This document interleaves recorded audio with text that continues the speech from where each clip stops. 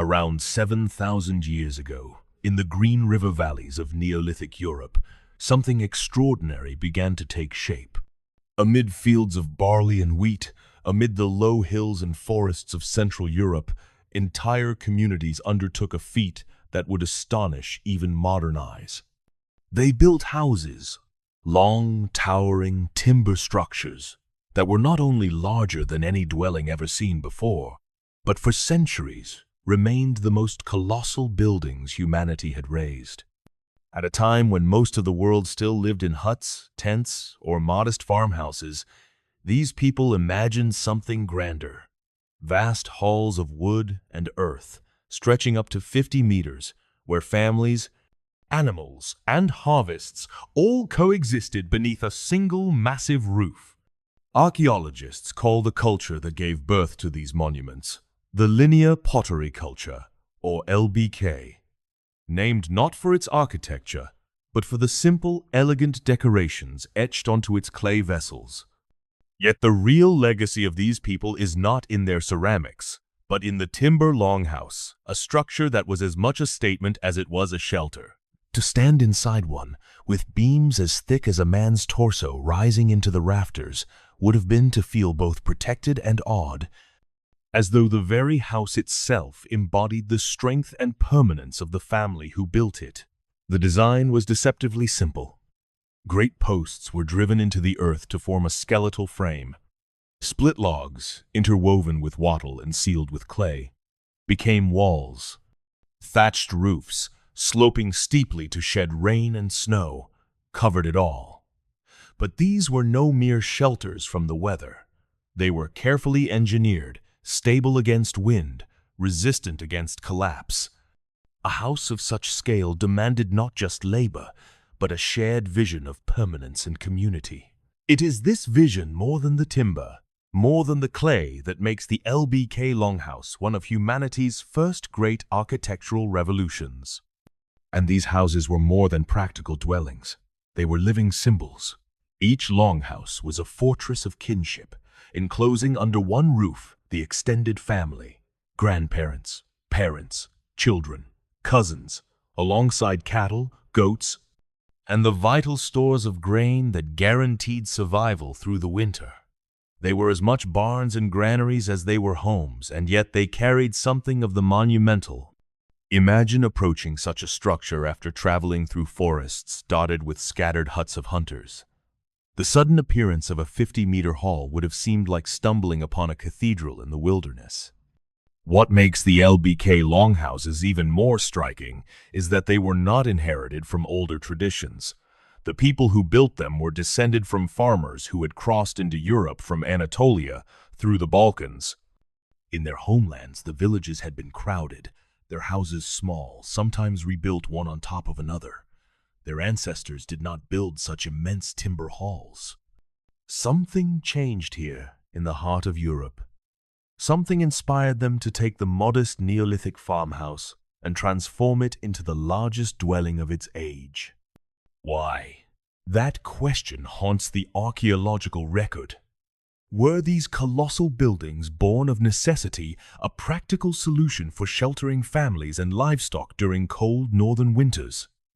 Or were they acts of competition, each lineage trying to outdo its rivals in scale and splendor? Or perhaps they were monuments in themselves, designed to bind communities together, to make visible the very concept of a household as the foundation of society. What we know is this: the longhouse was not just architecture, but ideology. It was the physical embodiment of a social order, a way of life that bound family, labor, and land into one inseparable unit. These timber giants dominated the landscape for centuries, shaping not only how people lived but how they understood themselves. They were built to last, but they were also destined to fall. For the story of the LBK is not only one of innovation and expansion, but also of sudden violence, collapse, and disappearance. And so we must ask, what drove this people to imagine and realize such structures, unmatched in scale for millennia? What secrets do these timber giants reveal about the dreams, struggles, and fears of the first great farmers of Europe? And what became of them when the society that raised them fractured and collapsed into bloodshed? This is the story of the Longhouses of Neolithic Europe, the largest buildings in the world at their time, and the monumental heart of a society whose rise and fall still echo across the landscape of Europe today. The story begins further east, long before the first longhouse was ever raised. Around 7000 BC, waves of pioneers left the fertile plateaus of Anatolia and crossed the Aegean into Europe. They carried with them the seeds of wheat and barley, the bones of sheep, goats, and cattle, and perhaps most importantly, a vision of life rooted in permanence. No longer wandering hunters, they were farmers, builders of settlements, cultivators of landscapes. As they moved across the Balkans, two great currents of migration unfolded. One flowed west along the Mediterranean coasts, hugging the sea and founding villages where olives and vines could flourish. The other pressed northward through the river valleys, following the Danube and its many tributaries, until the Carpathian Mountains loomed before them. Here, in the great basin that is now Hungary and its surroundings, the farmers reached a kind of frontier. Beyond the Carpathians lay a different world. It was colder, wetter, with shorter growing seasons and harsher winters. The light was weaker, the soil less forgiving. For centuries, this boundary held. The Starchevo culture, named after one of its sites in the Balkans, established settlements but never fully crossed. Their houses were modest, their villages built in the Tell tradition, layer upon layer of dwellings rebuilt on the same spot, rising into artificial mounds over generations. These people farmed much as their ancestors had in Anatolia, growing emmer wheat, barley, peas, and chickpeas, and tending herds of sheep and goats. But their way of life seemed unsuited to the colder northern plains. The land beyond remained the realm of hunter-gatherers. And yet, around 5500 BC, something new stirred in western Hungary.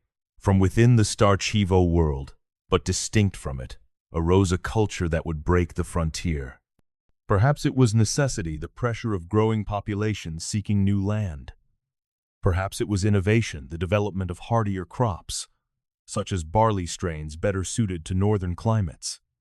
Or perhaps it was the subtle influence of the hunter-gatherers who had lived there for millennia, people intimately familiar with the forests, rivers, and soils of the north. Whatever the cause, this was the birth of a new identity. Farmers began to abandon crops that had thrived in Anatolia, like chickpeas, which faltered in colder climates. They developed new settlement types, new farming methods, and a striking new style of pottery. Vessels incised with fine, straight lines, patterns as simple as they were elegant. Archaeologists call this style linear pottery, and from it, the entire culture takes its modern name, the Linear Pottery Culture, or LBK, after its German term, Linear Bandkeramik. It is worth pausing here. In the archaeological record, such moments are rare. Cultures often change slowly, imperceptibly. But the LBK appears almost like a spark, a sudden shift that transformed the trajectory of Neolithic Europe. Within a century, these people were not only farming differently, but living differently. Their houses grew larger, their settlements more organized, their vision of community more ambitious. From this crucible in Transdanubia, the LBK began to expand. Like the rivers they followed, their influence spread in branching currents, flowing into lands no farmer had yet claimed.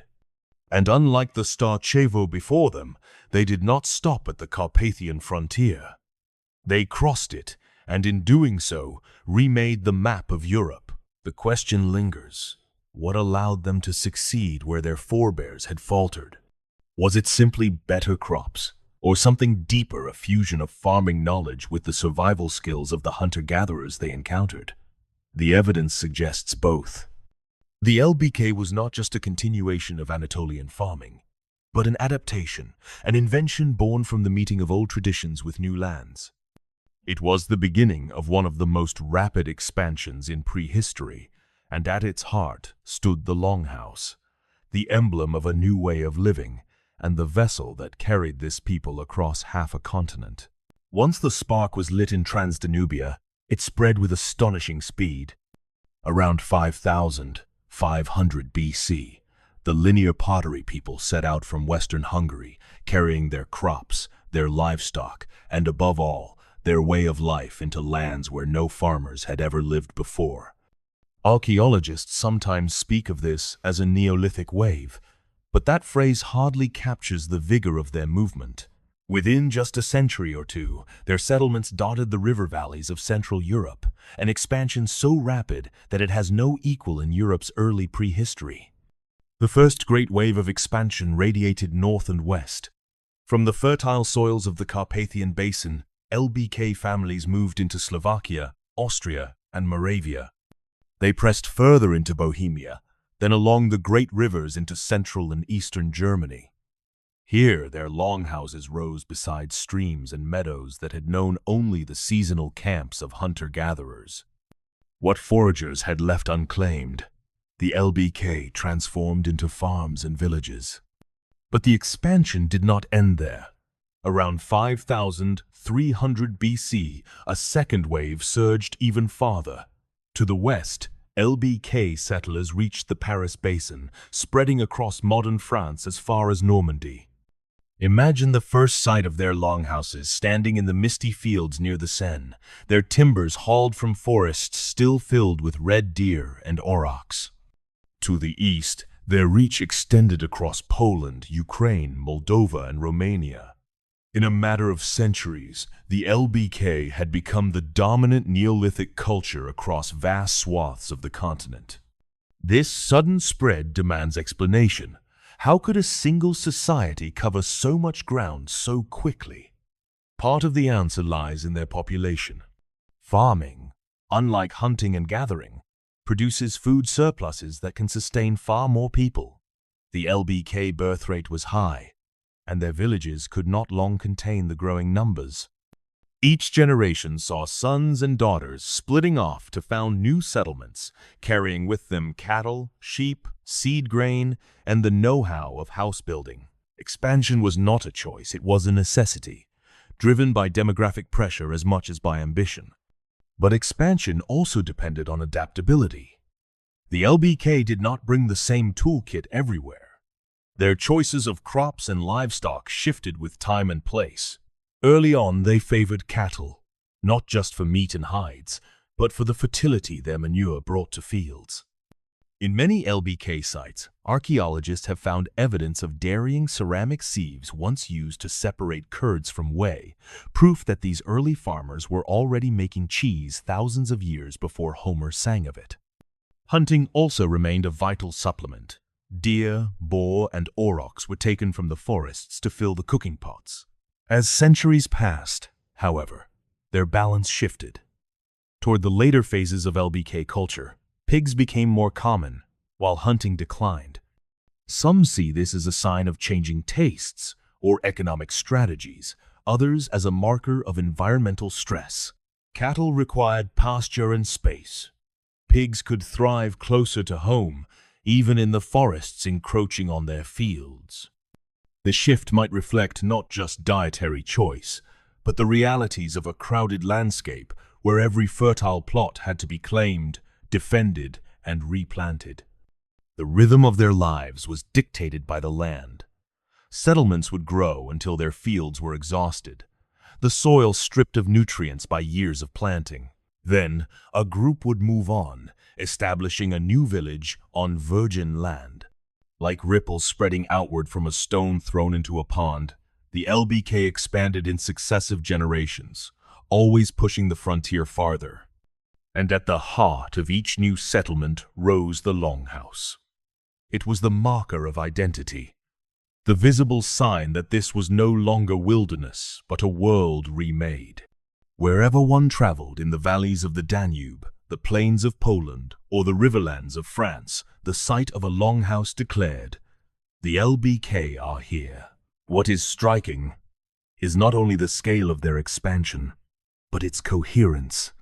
Across such distances, separated by mountains and rivers, The LBK still built houses of familiar shape, still made pottery etched with the same linear designs. It was as though each new village carried within it the blueprint of the culture, replicating not just techniques but ideas, values, and ways of organizing society. In their unity lay their strength. Yet in that very unity was also fragility. For when stresses came, when land grew scarce, when rivalries hardened, when violence erupted, the entire fabric of this vast, interconnected world would tremble. But for the moment, in the centuries after 5,500 BC, the LBK seemed unstoppable.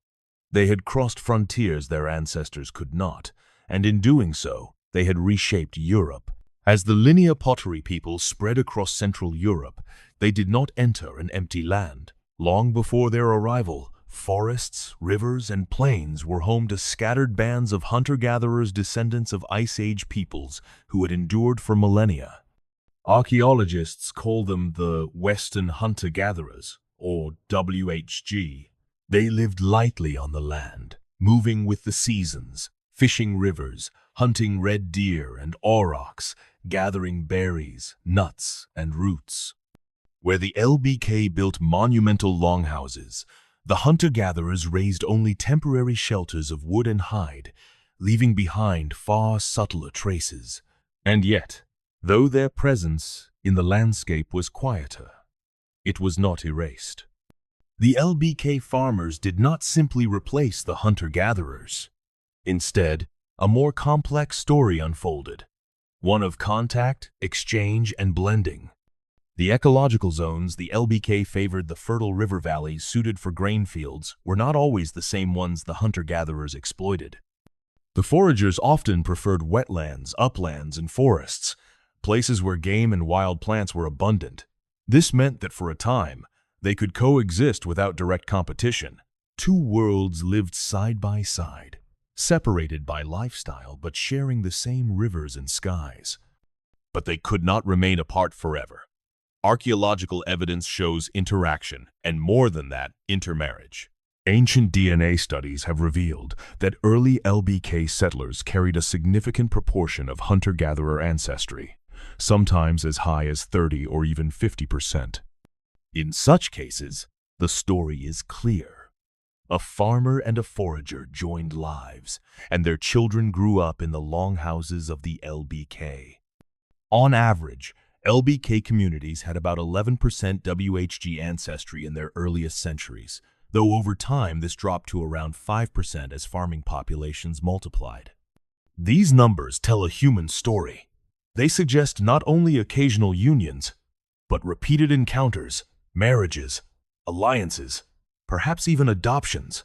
They tell us that the frontier was not defined solely by conflict, but also by curiosity and attraction.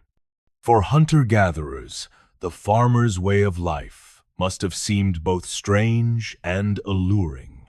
Steady fields of grain, permanent houses, surpluses that could sustain a family through winter.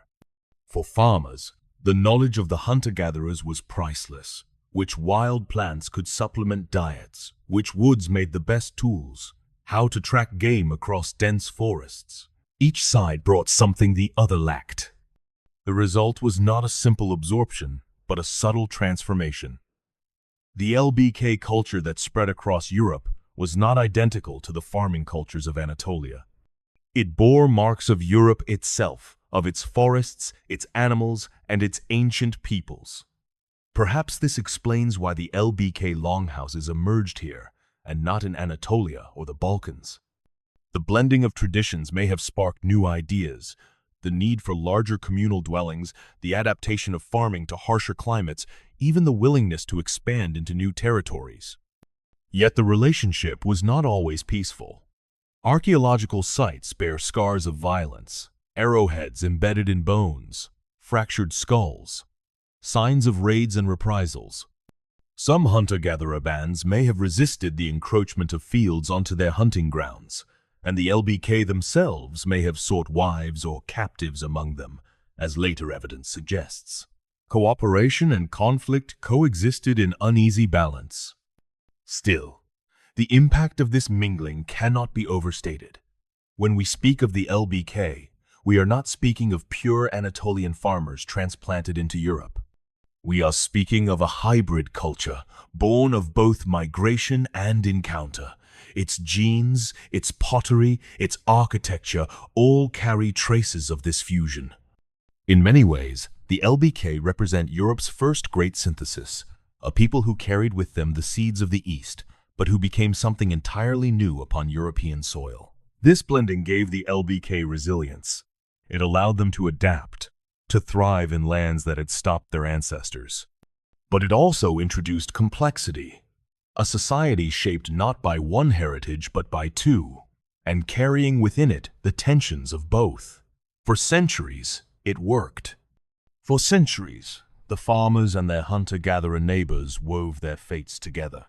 But beneath the surface, pressures were building pressures that would one day rupture into violence. For now, though, the story is one of success. The Longhouses rose higher, the fields spread wider, and the LBK expanded ever outward. And within those timber halls, children of two worlds grew up together, their very existence a testament to how Europe itself was being remade. To understand the LBK, we must step inside their longhouses. Imagine approaching one of these great halls, its roof heavy with thatch, its timber frame darkened with smoke, its doorway opening toward the southeast to greet the rising sun. The structure might be 20 meters in length, or perhaps 40, and in rare cases an astonishing 50 the size of a modern aircraft hangar. At their time, these were the largest buildings humanity had ever seen, dwarfing not only the huts of their hunter-gatherer neighbors, but even the temples of early farming societies further east. Inside, the house was divided into zones, each serving a distinct purpose. Toward the southern front, archaeologists believe the family lived and slept, their mats and simple bedding spread beneath rafters that creaked in the wind. The central section bore traces of activity.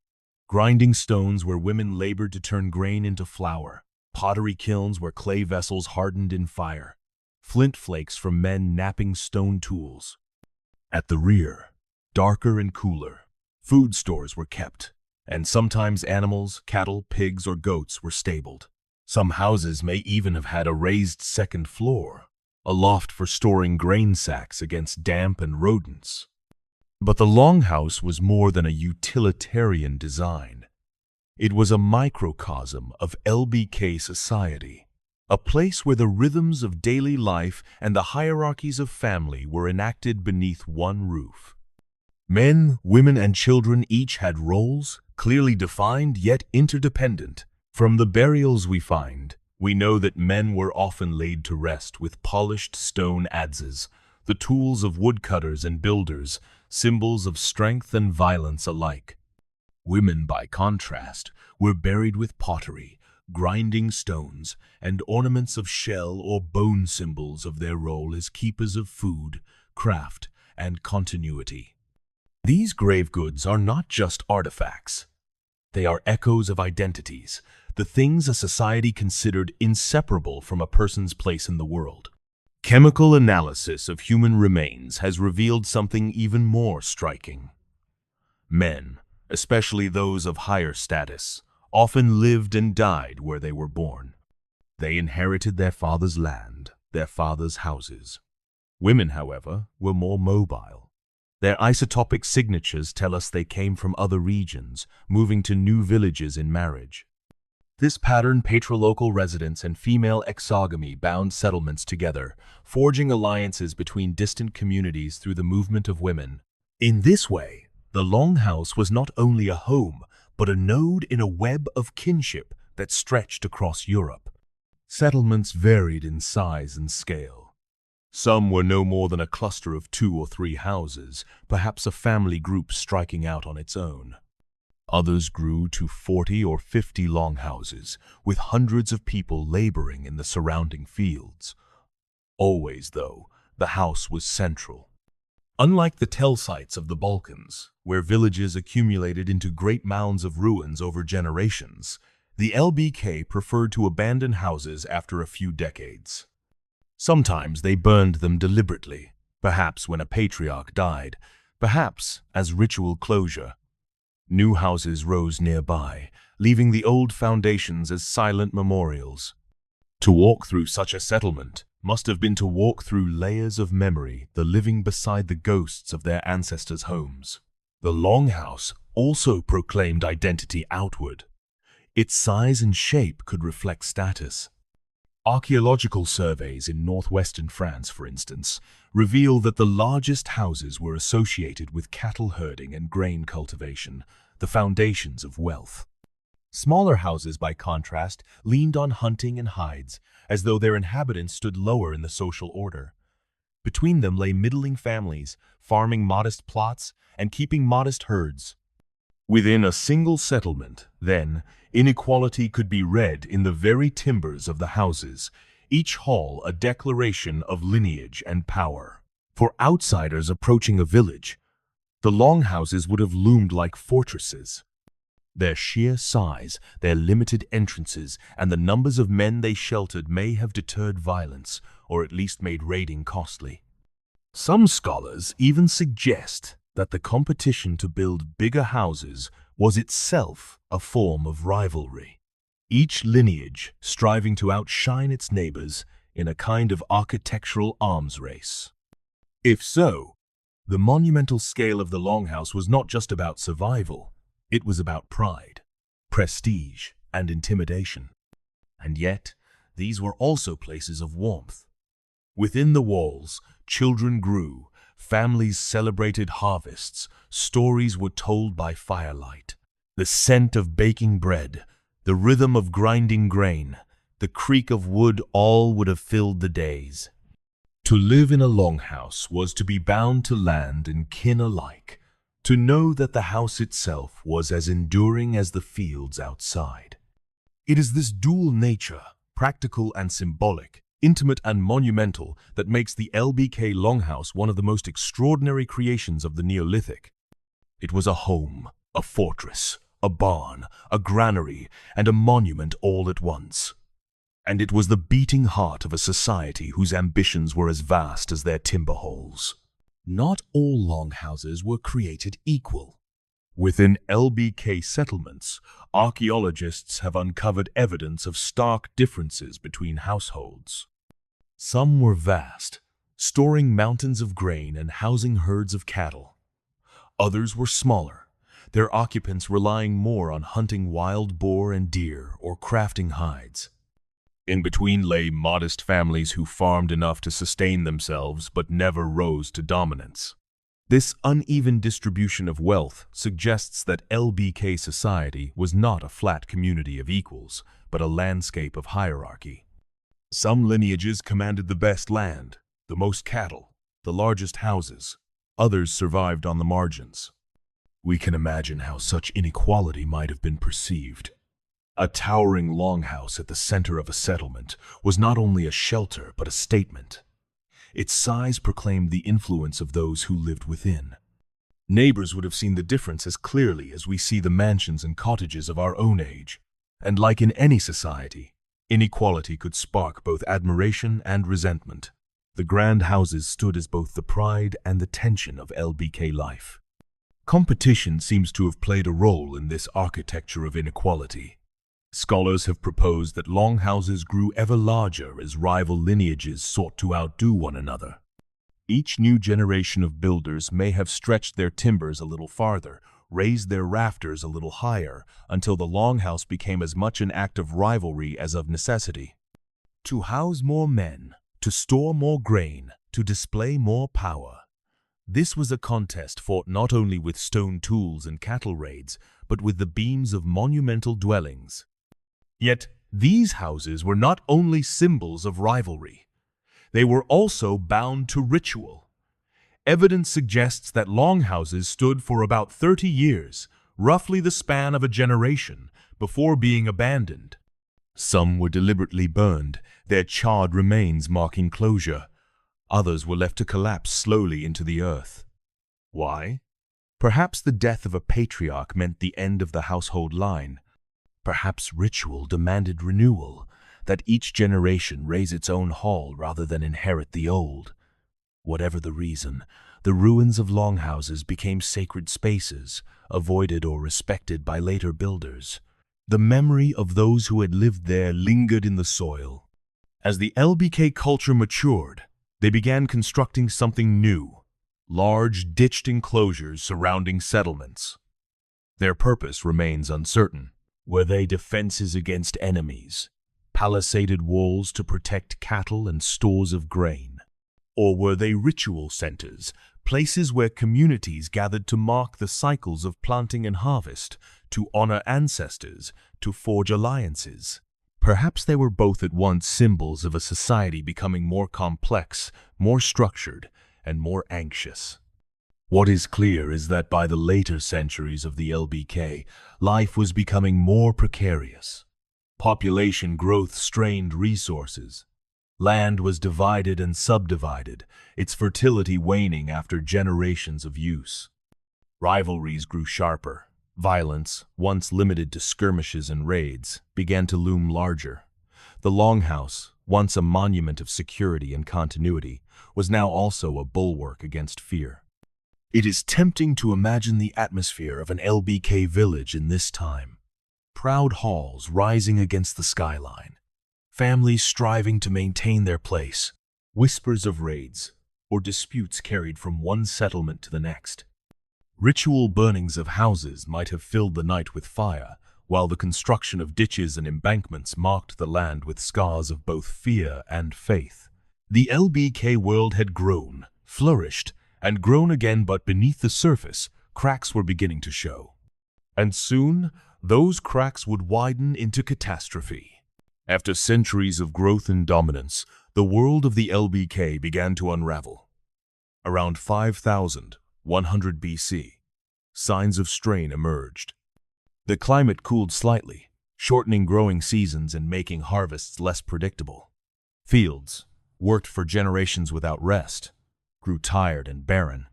The very success of the LBK, its high birth rates, its rapid expansion, had filled the landscape with villages that now pressed against one another.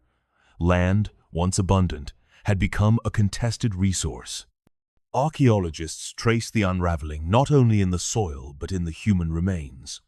At first, violence in LBK life seems to have been limited to cattle raids, feuds, and skirmishes. But by the final centuries, the scale had changed. Entire communities were slaughtered. At Talheim in southern Germany, a pit was uncovered containing the bodies of 34 people, men, women, and children, all killed with blows from adzes or arrows. At other massacre sites, similar horrors were found. Shattered skulls, arrowheads embedded in bones, corpses dumped unceremoniously into ditches. In some graves, women and girls were conspicuously absent, suggesting they were carried off as captives by the victors. The cycle of violence seems to have spiraled. Fear bred retaliation, retaliation bred massacre. Villages once bound together by kinship and exchange, fractured into warring groups. Defensive ditches around settlements, once symbols of ritual gathering, now became desperate fortifications. The monumental longhouses that had once proclaimed security and wealth became targets for destruction. By 5000 BC, the LBK as a coherent culture had vanished. In its place arose new societies, each carrying forward fragments of the old but no longer bound by its unity. In the East, the Cucuteni Tripilia culture grew into one of the most extraordinary of Europe's prehistory. Their settlements, built after the fall of the LBK, dwarfed anything that had come before. Thousands of longhouses arranged in great spirals, housing tens of thousands of people. It was as if the idea of the longhouse, born in LBK Europe, had reached its most extravagant expression. Elsewhere, new forms of life emerged. In Northern Europe, hunter-gatherers who had quietly endured along coasts and wetlands now resurged, reclaiming land and influence. Genetic studies reveal their lineages reappearing in the population, sometimes even replacing LBK male lines entirely. Europe's future would not be written by farmers alone, but by the meeting and mingling of farmers and foragers alike. And yet, even in disappearance, the LBK left a legacy. Their monumental longhouses were the first great architecture of the European continent structures that redefined the meaning of home, lineage, and permanence. They pioneered a way of life based not on wandering but on rootedness, not on temporary camps but on enduring villages. They showed that timber and clay could be transformed into monuments of both power and memory. Perhaps this is why their story resonates. The LBK were not an empire. They left no written records, no golden treasures. But they left something deeper, the blueprint of village life, the pattern of field and house, the rhythm of family and land. The echoes of their longhouses can be found in later Viking halls, in medieval farmsteads, in the very idea of the household as the foundation of society. Their fall, too, holds lessons. For their greatness contained fragility. A society built on expansion, fertility, and monumentality could not endure forever. When land ran out, when rivalries deepened, when climate turned against them, their timber halls could not protect them. In the end, what had made them strong also made them vulnerable. 7,000 years later, their timbers have long rotted away, but the post holes remain dark stains in the earth where great beams once stood. To archaeologists, these marks are enough to trace the outlines of halls that once dominated the landscape. To us, they are reminders of a people who dared to imagine bigger, who built the largest houses the world had ever seen, and who lived within them the full story of human ambition. Creation, growth, conflict, and collapse. The LBK are gone, but the vision they carried that human beings could shape the land, build enduring homes, and live together in monuments of their own making lives on. Their longhouses were not just shelters, they were the first cathedrals of human community. And though their society crumbled,